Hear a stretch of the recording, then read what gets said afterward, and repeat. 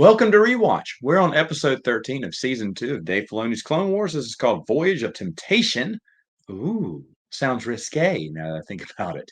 But there's nothing risque about this. Satine it's continuing on the storyline from the last episode. Satine and Obi-Wan are, well, I should say Satine's at it again. She has some spider droids trying to assassinate her. Obi-Wan is there to save her. The spider droids are really cool. They kill a few clone troopers, which, of course, there's a lot of death in the Clone Wars series that I'd forgotten about. So that was kind of neat.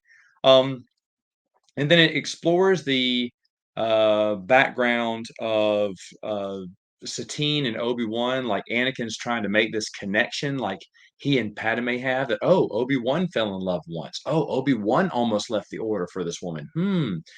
So maybe in a way, Anakin's supposed to be reaching out to Obi-Wan to see if he'll. Yeah, I think Anakin wants a secret to tell. He wants to tell him about Padme, but he knows he can't.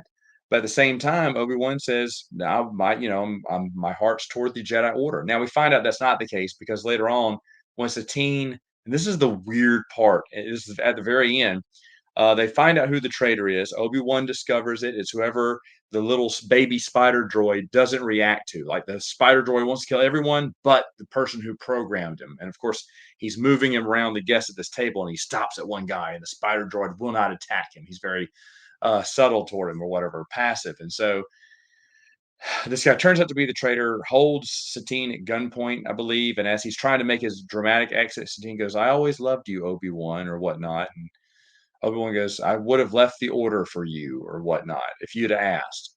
And then at that point, I guess when Satine got her answer, if Obi-Wan still loved her, she stomps on the bad guy's foot and then takes the gun from him and switches around. Like she could do that at any time.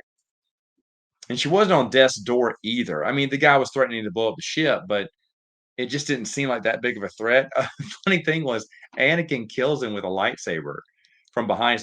And Obi-Wan goes, "Anakin, what, master?" He said, or what? He said, "What?" He said he was going to blow up the ship. And I guess it's supposed to be a comical moment that Anakin killed someone.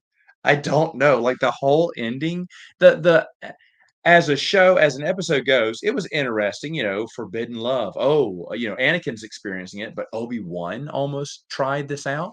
And Anakin's interested in hearing the story, which of course everyone is. And that's why a lot of people like Satine and Obi-Wan. To be honest, no, Siri Obi-Wan, or I said that last time. But the ending where she said she thinks she's going to die. This is farewell. I've always loved you, Obi-Wan. Oh, you would have left the order for me if I'd asked. Oh, that's nice. And then bam, ha. Well, now that I got my answer from Obi-Wan, now I can get myself out of this jam like I couldn't do the whole time I was captured. And then the Anakin kills him, and they make a joke out of it. I mean, I'm fine with Anakin killing him. I just thought that you think Obi-Wan would be like, "Anakin, we could have talked about it. No, you don't kill so blatantly." Like he'd be worried about that.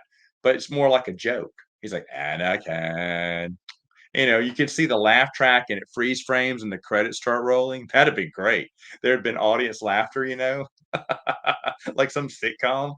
I don't know. So they didn't stick it on the ending. I'll tell you that. But I want to know, what did you think of Voyage of Temptation? And what was the temptation?